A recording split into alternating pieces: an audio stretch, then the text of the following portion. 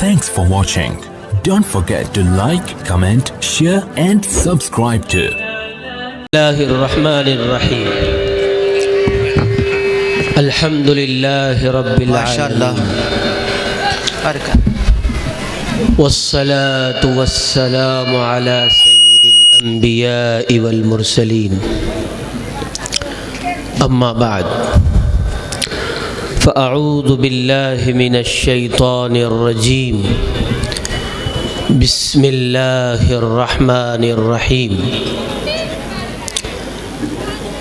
يا أيها الذين آمنوا قوا أنفسكم وأهليكم نارا وقودها الناس والحجارة.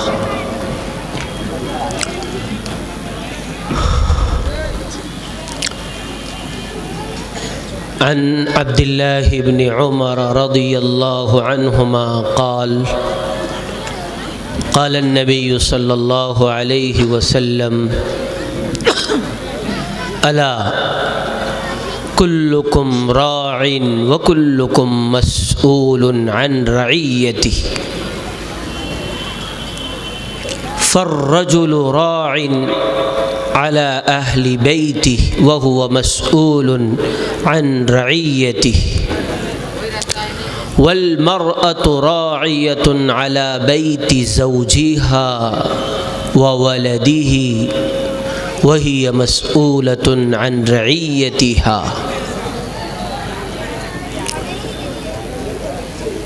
وعن عبد الله بن عباس رضي الله عنهما قال: كنت خلف النبي صلى الله عليه وسلم يوما، قال رسول الله صلى الله عليه وسلم: يا غلام إني أعلمك كلمات، احفظ الله يحفظك، احفظ الله تجده تجاهك، إذا سألت فاسأل الله وإذا استعنت فاستعن بالله، إلى آخر الحديث. صدق الله العظيم وصدق رسوله النبي الكريم.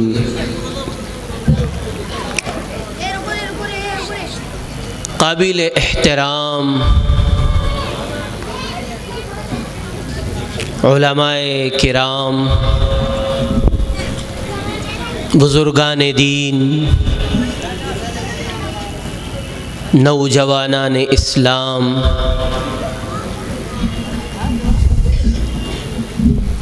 اسلامی مائیں بہنیں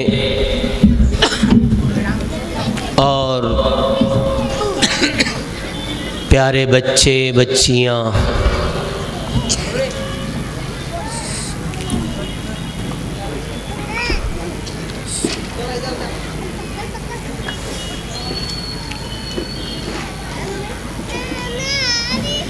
اس طرح کے اجلاس کا انعقاد اور نیک جذبات و احساسات کے ساتھ ان میں شرکت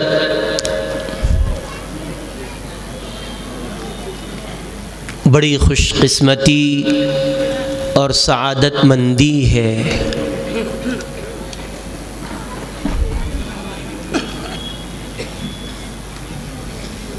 اس اجلاس کا مقصد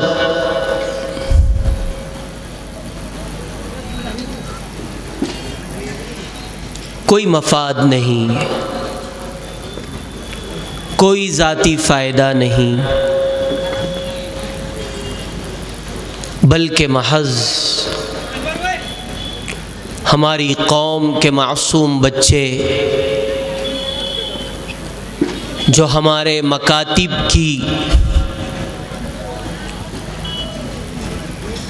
ٹوٹی پھوٹی چٹائیوں پر ایمان، اسلام، اللہ کی محبت، اللہ کی عظمت، رسول سے محبت، رسول کے اصحاب سے محبت، اللہ کے احکامات کی قدر و منزلت اور انسانیت سے ہمدردی، انسانیت کے ساتھ خیر خواہی اور ایک نفع بخش انسان کیسے بنا جا سکے جو ساری انسانیت کے لیے کام آ سکے، اس کا سبق، اس کا لیسن، اس کا درس جو پڑھتے ہیں ان کے حوصلوں کو جلا بخشنے کے لیے، ان کے جذبات اور احساسات کو مزید ترغیب اور شوق دلانے کے لیے مکاتب کے سرپرستان، مکاتب کے ذمہ داران، مکاتب کے معلمین اور اساتذہ اس طرح کے اجلاس کا انعقاد کرتے ہیں۔ آپ خود اپنے آپ کو اپنے بچپن کی طرف لے جائیے۔ بچپن میں کسی پروگرام میں، کسی جلسے میں آپ اسٹیج پر گئے، اسٹیج پر بیٹھے ہوئے معزز مہمانوں کے ہاتھوں سے آپ کو انعام تقسیم کیا گیا، تمغے امتیاز سے آپ کو نوازا گیا، کوئی شیلڈ یا سرٹیفکیٹ یا کوئی تحفہ اور ہدیہ آپ کو ملا۔ اس اسٹیج کے اس منظر نے آپ کے جذبات میں ایک ایسی روح پھونکی کہ اس منظر، اس کامیابی، اس حوصلہ افزائی اور اس ہمت افزائی کے نقشے نے آپ کی محنتوں کو اور بڑھا دیا۔ آپ کے اندر ایک اچھا انسان، ایک کامیاب انسان، ایک پڑھا لکھا انسان، ایک انسانیت کے کام آنے والا، ان کے نفع اور نقصان کو سمجھ کر قدم قدم پر ان کے لیے نفع کی راہوں کو کھولنے والا اور نقصانات سے بچانے کے جذبات پیدا کرنے والا ایک نیا انسان اس بچے کے دل کے اندر جنم لیتا ہے۔ یہ اسٹیج پر انہیں بلا کر انعامات سے انہیں نوازنا یہ کوئی رسم نہیں ہے، یہ کوئی رواج نہیں ہے، یہ کوئی روایت نہیں ہے، بلکہ اس کے پیچھے ایک حقیقت ہے، اس کے پیچھے ایک بامقصد غرض ہے، اس کے پیچھے ایک نتیجہ خیز اور خوشگوار انقلابی کی امیدیں وابستہ ہے۔ ہم ان بچوں کو اسٹیج پر بلا کر ان علماء عظام کے ہاتھوں انہیں انعامات سے نواز کر ان کے اندر ایک انقلابی انسان پیدا کرنے کی جستجو کر رہے ہیں، ان کے اندر ایک اچھا عالم دین پیدا کرنا چاہتے ہیں، ایک اچھا حافظ قرآن پیدا کرنا چاہتے ہیں، ایک ہمدرد ڈاکٹر پیدا کرنا چاہتے ہیں، ایک کامیاب وکیل جو سچا ہو، جو حق اور سچ کا ساتھ دینے والا ہو، ایک ایسا کامیاب وکیل پیدا کرنا چاہتے ہیں، ایک ایسا سیاستداں، ایک ایسا لیڈر، ایک ایسا قائد پیدا کرنا چاہتے ہیں جو حکومت کے ذریعے سے عوام کی خدمت کرنا جانتا ہو، جو حکومت سے پیسہ لے کر عوام کے نفع کے کام آنا چاہتا ہو۔ ایک ایسا انسان اس اسٹیج کے لیول سے ہم پیدا کرنا چاہتے ہیں جو ملک کے کام آ سکے، جو قوم کے کام آ سکے، جو ملت کے کام آ سکے، ملک کو، قوم کو، ملت کو، ہر انسان کو وہ آگے بڑھانے کا خواب اپنے دل میں سجا کر، اپنی ذات کو موم کی طرح پگھلا کر انسانیت کے کام آ جائے۔ ایک ایسا انسان پیدا کرنا یہ ہمارا مقصد ہے۔ اسی لیے ان جلسوں کا انعقاد ہوتا ہے، اس لیے قابل مبارکباد ہے۔ میں ان کو سلام عظمت پیش کرتا ہوں. میں ان لوگوں کے حق میں دعا کرتا ہوں خداوند قدوس اس جلسے کو کامیاب بنانے کے لیے، اس جلسے کو سجانے کے لیے جتنے احباب نے جس طرح سے بھی کوشش کی ہے، جس لائن کی بھی کوشش کی ہے، چاہے اپنی جان کے ذریعے، اپنے وقت کے ذریعے، اپنے مال کے ذریعے، اپنی کوشش کے ذریعے، اللہ رب العزت انہیں دنیا اور آخرت میں بہترین بدلہ عطا فرمائے. اور جو حضرات یہاں پر شریک ہوئے ہیں، اللہ رب العزت انہیں بھی دنیا اور آخرت میں بہترین بدلہ عطا فرمائے، اس لیے کہ آپ نے صرف اپنی شرکت درج نہیں کرائی ہے، بلکہ آپ نے اپنی شرکت کے ذریعے سے ان چھوٹے چھوٹے بچوں کے دلوں میں نئے عزائم جنم لینے کے لیے آپ سبب اور ذریعہ بن رہے ہیں. اس لیے جب بھی اس طرح کی مجلسیں لگتی ہے، ہم سیاسی محفلوں میں، ہم گپ شپ میں، ہم چائے خانوں پر اور گلیوں کے نکڑوں پر اپنے قیمتی اوقات کو یوں ہی ضائع کر دیتے ہیں، لیکن جب دین کے نام پر، قوم کی ترقی کے نام پر، بچوں کو تعلیمی لائن سے آگے بڑھانے کے اعتبار سے جب کوئی آواز لگائی جاتی ہے، جب کوئی جستجو اور کوشش کی جاتی ہے، ہم اس پر کان نہیں دھرتے ہیں، ہم اس کو یوں ہی بیکار اور بے مقصد سمجھ کر کے ہم اس کو خاطر میں نہیں لاتے ہیں. یہ غلط بات ہے، یہ ہماری بدقسمتی ہے، یہ ہماری محروم القسمتی ہے. ہم اپنے آپ کو ایک نیک کام سے محروم رکھتے ہیں اس طرح کی محفلوں میں، مجلسوں میں شرکت نہ کر کے. اس لیے میں یہاں کے جو ذمہ دار ہے مولانا اسماعیل صاحب اشاعتی اور ان کے جتنے بھی رفقائے کار ہیں اور جتنے بھی ذمہ داران اور سرپرستان حضرات ہیں، میں ان سب کو مبارکبادی پیش کرتا ہوں کہ آپ ایک عظیم کام کر رہے ہیں، اور اس عظیم کام کے ساتھ اس طرح کے جلسے کا انعقاد کر کے آپ یقیناً بڑے خوش قسمت اور قابل مبارکباد ہیں. اور کیوں نہ ہو، آپ ان مکاتب کو، آپ ان مدارس کو یوں ہی نہ سمجھے. ہمارے اسلاف نے اپنے اقوال کے ذریعے سے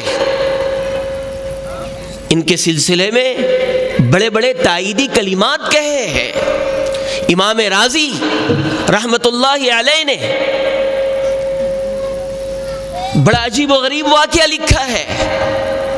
مکتب میں پڑھنے والے طالب علم کے سلسلے میں سلسلہ قلندریہ کے ایک بزرگ، ان کا واقعہ لکھا ہے. دیوان عبد الرشید بڑے اللہ والے تھے.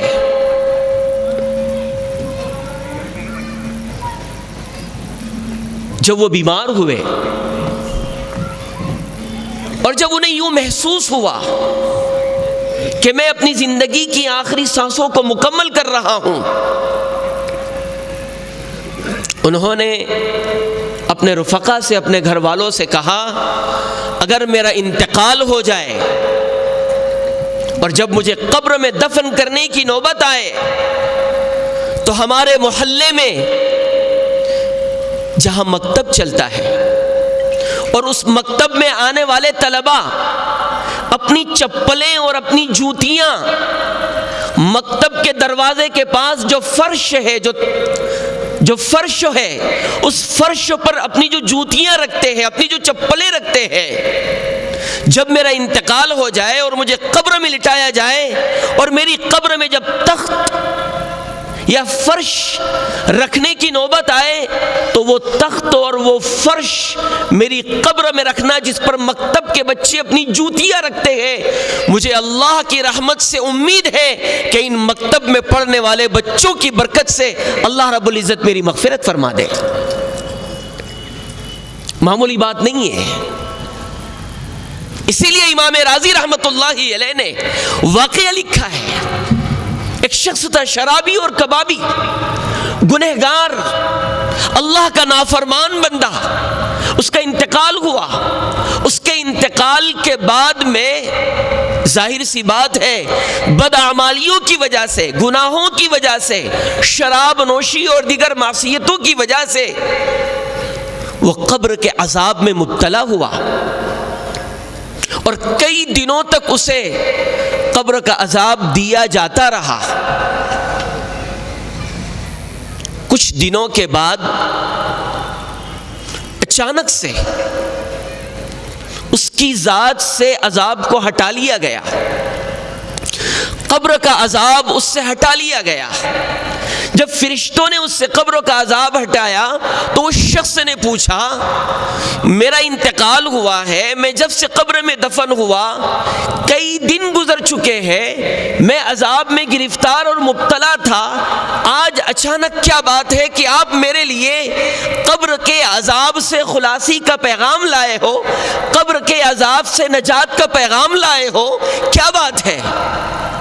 فرشتوں نے کہا بات دراصل یہ ہے جس وقت آپ کا انتقال ہوا تھا آپ کی زوجہ محترمہ، آپ کی بیوی امید سے تھی، آپ کے دنیا سے رخصت ہو جانے کے بعد کچھ ماہ کے گزرنے کے بعد آپ کے گھر بچے کی ولادت ہوئی، 3-4 سال گزرنے کے بعد آپ کی زوجہ محترمہ نے اپنے معصوم بچے کو مکتب میں بھیجا تھا اور آج مکتب میں پہنچ کر آپ کے بچے نے پڑھا ہے بسم اللہ الرحمن الرحیم، اللہ رب العزت رحمان اور رحیم ہے۔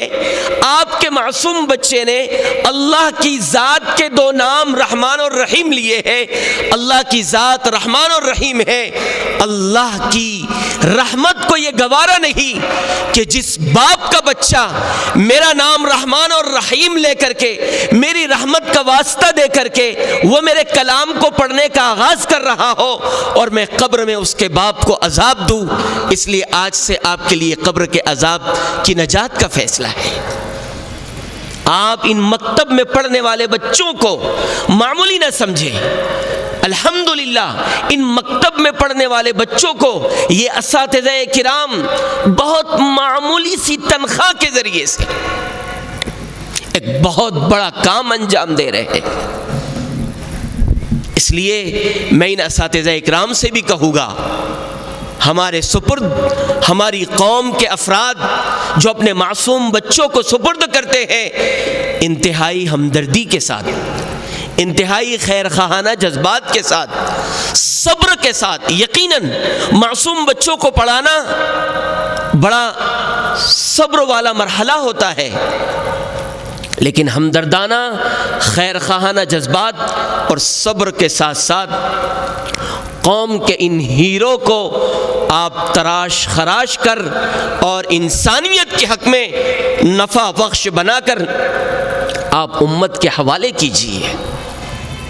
یقیناً تنخواہ کم ملتی ہے، قوم آپ کے مقام و مرتبے کو جانتی نہیں ہے، لیکن یاد رکھیں ہم اپنے آپ کو خادم دین اور وارث نبی کہتے ہیں۔ جب ہم خدام دین ہیں اور وارث نبی ہیں تو پھر جو مقام اور جو مرتبہ اللہ اور اس کے رسول نے ہمیں عطا فرمایا ہے یہ ہمارے لیے کافی ہے، چاہے قوم ہمیں جو بھی سمجھے، اس لیے کہ ہمارا مقصد اجرت نہیں ہے، اجر ہے۔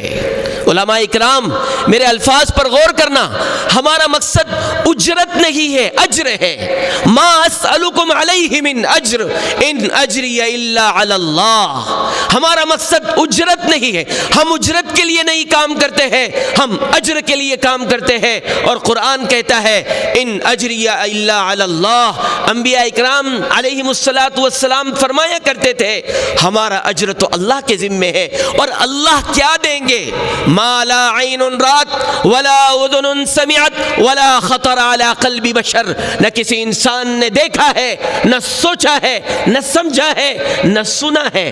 ہم اجر کے متمنی ہیں، اجرت کے قائل نہیں ہیں، اور دنیا والے اجرت دیں گے بھی تو کتنی دیں گے، کتنی دیں گے؟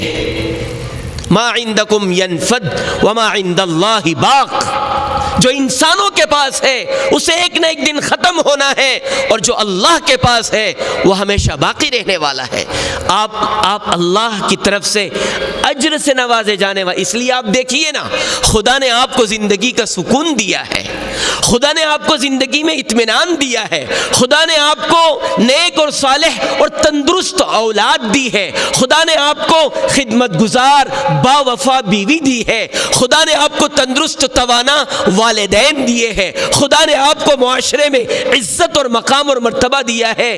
یہ خدا کی طرف سے جو اجر دنیا میں آپ کو مل رہا ہے، یہ اس اجرت سے کئی گنا زیادہ بہتر ہے جس کے ہوتے ہوئے انسان ذلت سے دوچار، جس کے ہوتے ہوئے انسان بیماریوں سے دوچار، جس کے ہوتے ہوئے انسان کے پاس بیوی ہے لیکن اس بیوی میں وفا نہیں، بے وفا ہے، اولاد ہے لیکن اولاد بیماریوں کی شکار ہے، معاشرے میں تو ہے لیکن عزت نہیں ہے، ذلت اور رسوائی ہے۔ آپ کے پاس پیسہ نہیں ہے، آپ کے پاس بنگلہ نہیں ہے، آپ کے پاس گاڑی نہیں ہے، عزتیں ہیں، چاہتے ہیں، مقام و مرتبہ ہے، ٹینشن نہیں ہے، سکون اور اطمینان ہے، اور یہی تو زندگی کا حاصل ہے۔ اس لیے اجر کے لیے کام کرے، اجرت کے لیے کبھی بھی کام نہ کرے۔ دنیا میں انسان کو تنخواہ ملتی ہے، منخواہ نہیں ملتی ہے۔ یہ دنیا میں تنخواہ جتنا پیٹ کے لیے لگتا ہے اتنا ہی ملتا ہے۔ دنیا تنخواہ کی جگہ ہے، منخواہ کی جگہ دنیا نہیں، منخواہ کی جگہ تو جنت ہے، منخواہ کی جگہ جنت ہے۔ دنیا تنخواہ ہے، اس لیے دنیا میں تنخواہ ملتی ہے۔ تنخواہ کا مطلب جتنا پیٹ کو لگے اتنا، اور الحمدللہ خدا ہمیں اتنا دیتا ہے، لہذا ہم اجر کے جذبے سے کام کریں، خلوص اور الہیت کے ساتھ کام کریں، اور قوم کے یہ نونہالان قوم جو آپ کی خدمت میں، آپ کی آغوش میں دیے جاتے ہیں، انتہائی خلوص کے ساتھ، محنت کے ساتھ، جافشانی کے ساتھ، عرقریزی کے ساتھ، للہیت کے ساتھ ان بچوں کو بہتر سے بہتر انسان، کامیاب انسان، دیندار، پکا سچا مسلمان بنانے کی، انسانیت کے حق میں نفع بخش انسان بنانے کی مکمل کوشش کرے۔ یہ کام تو ہے اساتذہ کرام کا۔ مکتب کے تعلق سے ایک بات یہ کہتا چلوں، مولانا اسماعیل صاحب بطور خاص مکتب کے تعلق سے یہ بات کہتا چلوں، مکتب کا جو بھی نظام آپ کا ہوگا، خدا سے دعا ہے اللہ رب العزت کو بہتر سے بہتر بنائے۔ ہمارے مکتب کے نظام رواجی اور روایتی نہ ہو، منظم ہو، اور ان کا ایک مکمل نصاب ہو۔ ہمارے مکتب کے نظام کا تعلق اور نصاب کا تعلق صرف اطفال کے ساتھ نہ ہو، اس سے اطفال متعلق نہ ہو، بلکہ اس کے دائرے کو وسیع کیا جائے، بالغین اور بالغات تک اس دائرے میں لائے جائے۔ ایک منظم نصاب کے ساتھ، منظم نظام کے ساتھ، جس میں رواج نہ ہو، روایت نہ ہو، مختلف نصاب تیار کیے گئے ہیں، ہر نصاب اچھا ہے۔ ہمیں دیکھنا ہے ہمارے علاقے کے اعتبار سے اور ہمارے پاس پڑھنے والے بچوں کے اعتبار سے کون سی چیز مفید ہے اور کون سی چیز زیادہ نفع بخش ہے، اس کے اعتبار سے۔ دوسری بات، تعلیم کے ساتھ ساتھ برائے مہربانی تربیت پر توجہ دی جائے۔ زبانی چیزیں رٹوانے کے ساتھ ساتھ الحمدللہ ہمارے مکاتب کے نظام میں مسنون دعائیں زبانی یاد کروانا ہے، صورتیں زبانی یاد کروانا ہے، اذکار صلاۃ نماز میں پڑھی جانے والی چیزیں زبانی یاد کرانا بہت اچھی چیز ہے، آپ یاد کروائیں۔ محفوظات پر توجہ ہے، بہت اچھی بات ہے، لیکن محفوظات کے ساتھ ساتھ تربیت سازی پر جیسی توجہ ہونی چاہیے ہمارے مکاتب میں ویسی خاطر خواہ توجہ نہیں ہے۔ ذہن سازی، تربیت، اب یہی اصل لفظ، یہ جو تربیت ہے میں اسی پر بولنا چاہ رہا ہوں، جس پر میں آنا چاہتا ہوں۔ اب دو پہیے ہیں، ایک ہے تعلیم، ایک ہے تربیت، دونوں انتہائی ضروری ہے۔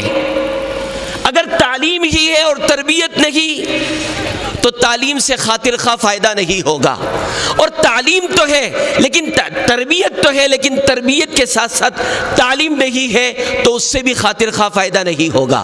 اس لیے تعلیم بھی ضروری ہے اور تعلیم کے ساتھ ساتھ تربیت بھی انتہائی ضروری ہے۔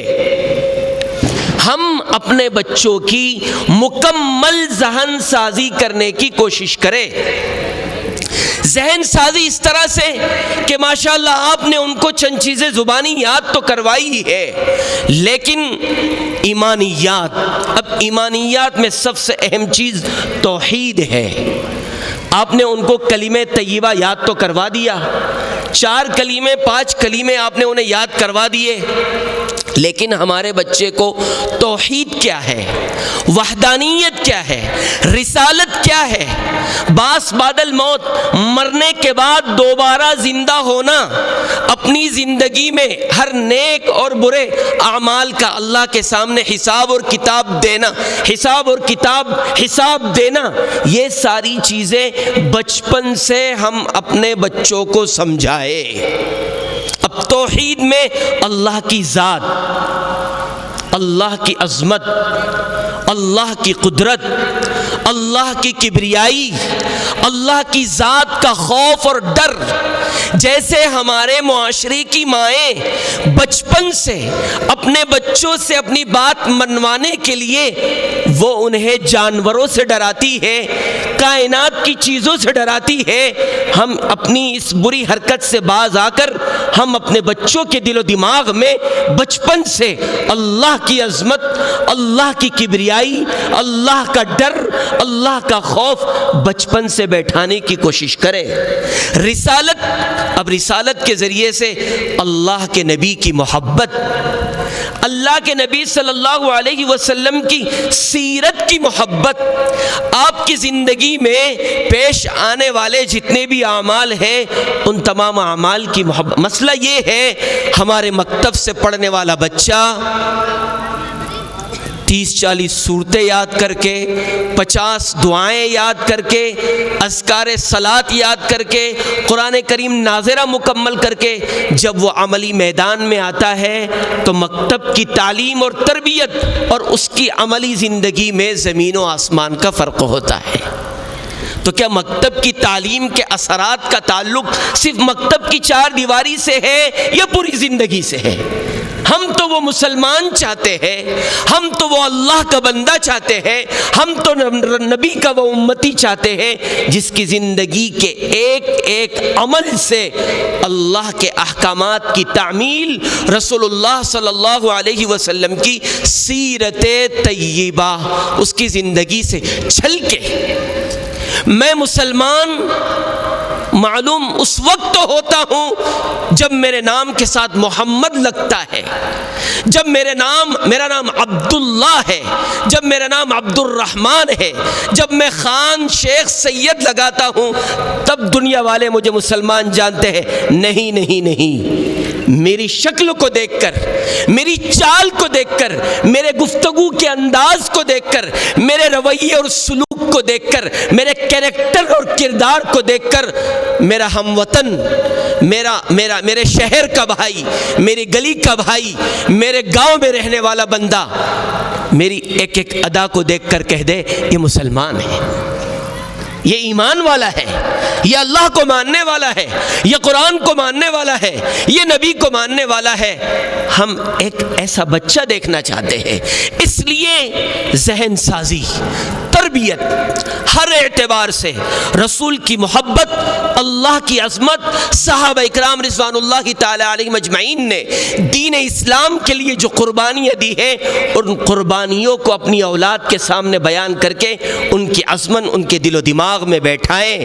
ایمانیات کے بعد اسلامیات، احکامات، معاملات، معاشرت اور شخصی زندگی سے متعلق جتنے بھی احکامات ہیں وہ سب کے سب مکتب کی تعلیم میں اسٹیپ بائی اسٹیپ آنا چاہیے۔ یہ تو وہ کام تھے جو مکتب کے ذمہ داران، مکتب کے معلمین سے متعلق تھے۔ ہمارے معاشرے میں بچے کو مکتب بھیج کر اور اسکول کے حوالے کر کے ماں باپ یہ سمجھتے ہیں اب میرا بچہ کامیاب انسان بننے والا ہے۔ ہرگز نہیں، ہرگز نہیں۔ مکتب میں استاذ نے جو تعلیم دی، اسکول میں ٹیچران حضرات نے جو تعلیم دی، ان دونوں حضرات کے تعلیم دینے کے بعد آپ کی ذمہ داری ختم نہیں ہو جاتی ہے۔ ان کی ذمہ داری تو بعد کی ہے، ان سے پہلے ذمہ داری والدین کی ہے۔ والدین کی ذمہ داری پہلے ہے۔ اسی لیے میں نے جو اللہ کے نبی صلی اللہ علیہ وسلم کی حدیث آپ کو سنائی، الا سنو سنو کلکم راعٍ، تم میں سے ہر شخص ذمہ دار ہے، فکلکم مسئول عن رعیتہ، ہر ذمہ دار سے اس کے ماتحتوں کے بارے میں سوال کیا جائے گا۔ اولاد کی پیدائش ہر شادی شدہ جوڑے کی سب سے پہلی خواہش ہوتی ہے، اور یہ خواہش ہر شادی شدہ جوڑے کو مبارک ہو، لیکن اولاد کے حاصل ہو جانے کے بعد ہم فخر کرتے ہیں، نعمت کے حصول پر فخر نہیں کیا جاتا ہے، شکر ادا کیا جاتا ہے۔ اور جب نعمت پر شکر ادا کر لیا جائے تو ذمہ داری ختم نہیں ہو جاتی ہے، اب اس نعمت کی جو خدا کے جانب سے آپ کے پاس امانت ہے، اس امانت کی نگہداشت، اس کی تربیت اور اس کی حفاظت یہ آپ کے کندھوں پر رکھی جاتی ہے۔ یقیناً اولاد نعمت ہے، یقیناً اولاد کے ذریعے سے انسان کی نیک نامی ہے، یقیناً یہ اولاد میرے آنکھوں کا نور اور دل کا سرور ہے، یقیناً یہ اولاد بڑھاپے میں میرے لیے سہارا ہے، لیکن کب؟ یہ اولاد میرے لیے یہ سب کچھ اس وقت ہے جب کہ میں ان کی صحیح تعلیم اور تربیت کروں، جب کہ میں ان کی صحیح نگہداشت اور حفاظت کروں۔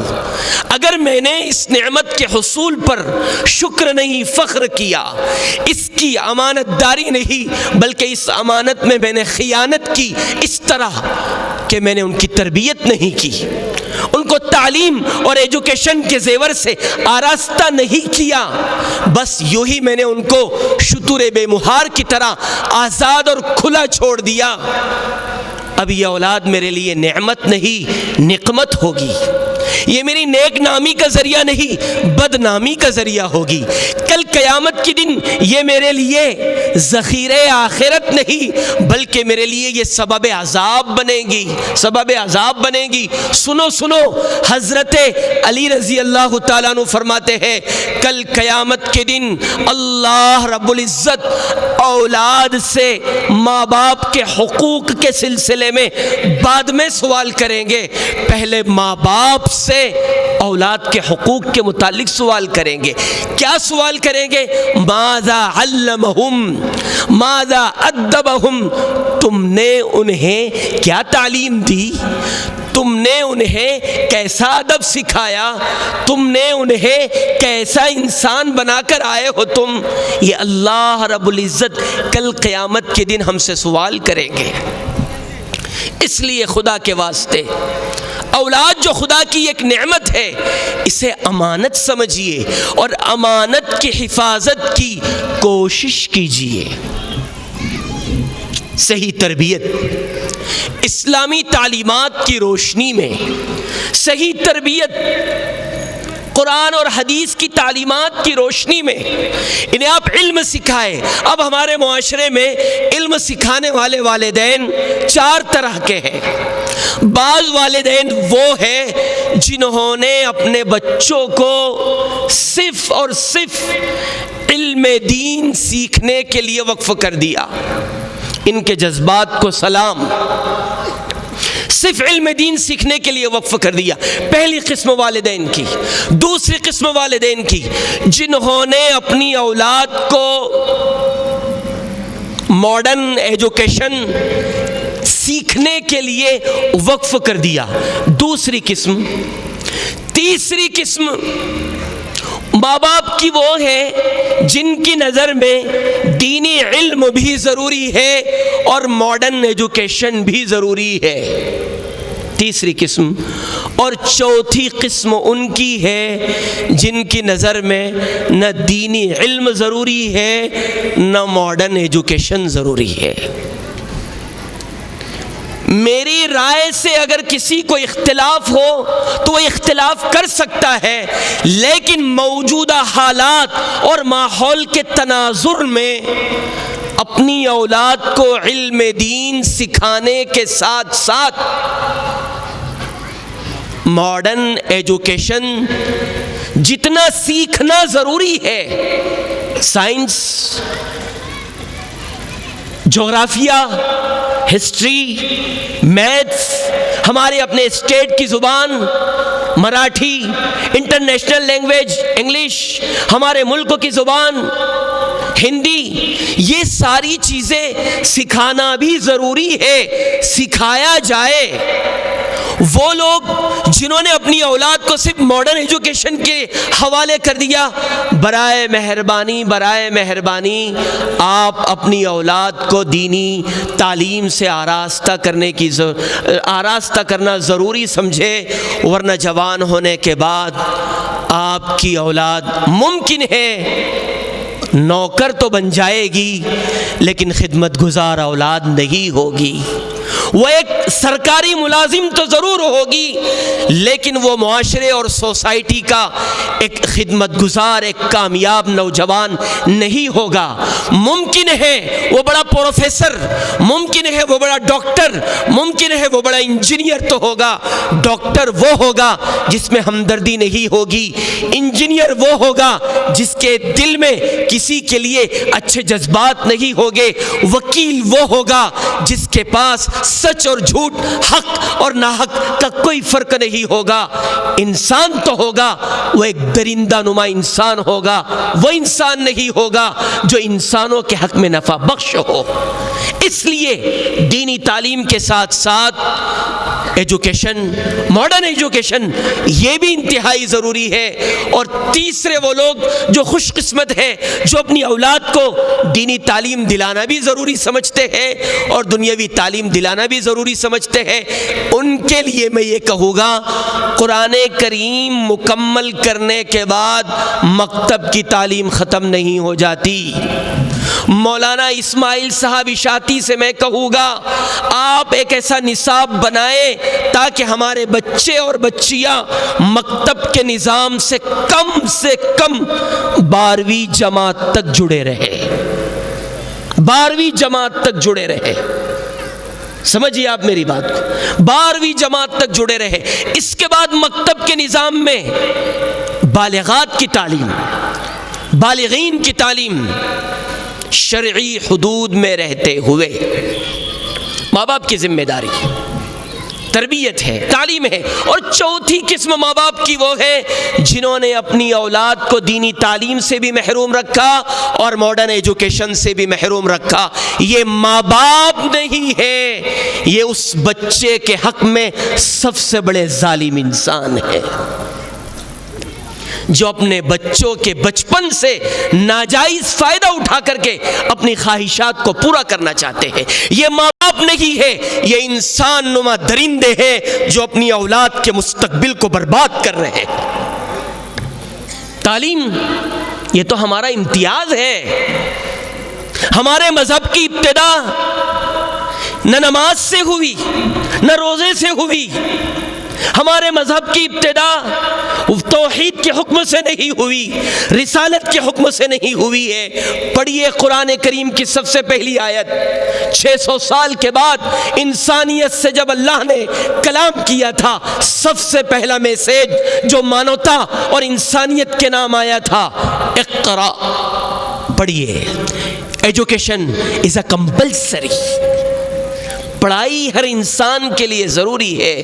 اس لیے تعلیم اور تربیت، اور اس کے ساتھ ساتھ والدین اپنے آپ کو بدلیں. میری خواہش یہ ہے میرا بیٹا 5 وقتوں کا نمازی ہو جائے. میری خواہش یہ ہے میرا نوجوان بیٹا نیک اور صالح بن جائے. میری خواہش یہ ہے میری اولاد، میری بیٹی اور میرا بیٹا دیندار ہو جائے. ہو گیا؟ بالکل ختم. 3 منٹ باقی ہے. ہاں بھائیو، وقت ختم ہو رہا ہے، تو ہمیں اپنے آپ کو تبدیل کرنا ہو. میں نمازی بنوں گا تو اولاد نمازی بنے گی، میں دیندار بنوں گا تو اولاد دیندار بنے گی. میری اپنی زندگی میں تبدیلی نہیں آ رہی ہے، میں اپنی اولاد کی زندگی میں تبدیلی لاؤں گا. یہ خیال ہے، یہ ایک خواب ہے جو کبھی بھی پورا نہیں ہوگا. میں یہ چاہتا ہوں میرا بیٹا خدمت گزار، وفا شعار بن جائے، تو سب سے پہلے مجھے خود اپنے ماں باپ کا خدمت گزار بننا ہوگا. اگر میں یہ چاہتا ہوں میرا بیٹا 5 وقتوں کا نمازی بن جائے، تو پہلے مجھے خود اپنے آپ کو نمازی بنانا ہوگا. میں یہ چاہتا ہوں سوسائٹی میں میرا بیٹا، اس کا کیریکٹر ایک دم اچھا ہو، وہ پیسفل انسان ہو، تو سب سے پہلے مجھے اپنے کیریکٹر کو ایک دم کلیئر کرنا ہوگا. مجھے اپنے آپ کو ایک اچھا انسان بنانا ہوگا. تب جا کر کے معاشرے میں میری بیٹی، میرا بیٹا، یہ ایک کامیاب معاشرے کے ایک ممتاز اور معاشرے کے لیے ایک آئیڈیل لائف والے بچے اور بچیاں بن سکتے ہیں. خداوند قدوس سے دعا ہے، خدا تعالیٰ نے ہمیں جو اولاد عطا فرمائی ہے، ان اولاد کی صحیح نگہداشت، ان کی حفاظت اور ان کی تربیت کرنے کی اللہ تعالیٰ ہمیں توفیق عطا فرمائے. تعلیم اور تربیت دونوں کی دونوں زیورات سے ہمیں اپنی اولاد کو مزین کرنے کی توفیق عطا فرمائے. اللہ رب العزت ہم سب کو دنیا اور آخرت میں کامیاب فرمائے، اور اللہ تعالیٰ چین، سکھ، امن و امان کی زندگی ہم سب کو عطا فرمائے. ہمارے ملک کو اور ملک کے باشندوں کو اللہ تعالیٰ ہر طرح کی ترقیات سے نوازے، ہر طرح کے فتنے سے، فساد سے، بد امنی سے اللہ تعالیٰ ہماری اور سب کی حفاظت فرمائے. امن، چین، سکون، پیار اور پریم کے ساتھ ہم سب کو مل جل کر رہنے کی توفیق عطا فرمائے. اور جو امن کا بھنگ کرتے ہیں، اللہ رب العزت ان تمام لوگوں کو بھی توفیق عطا فرمائے کہ وہ پیار، پریم، امن، چین، سکون کے ساتھ اپنے ملک کو آگے بڑھانے کے لیے اور ترقیوں کی راہوں پر گامزن کرنے کے لیے کندھے سے کندھا، قدم سے قدم ملا کر ہم سب آگے بڑھنے کی کوشش کریں. اللہ ہمارے ملک کی اور ملک میں رہنے والے سارے انسانوں کی حفاظت فرمائے. آمین. وما علینا الا البلاغ المبین. Thanks for watching. Don't forget to like, comment, share and subscribe to